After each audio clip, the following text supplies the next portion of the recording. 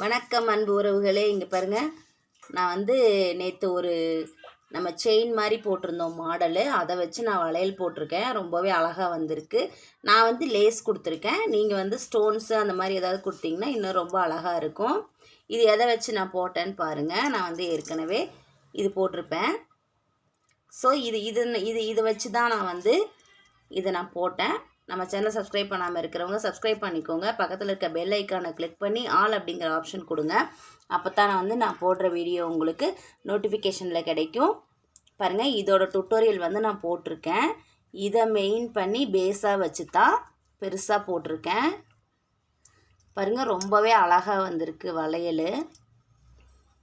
இந்த மாதிரி நீங்களும் ட்ரை பண்ணுங்கள். தேங்க்யூ.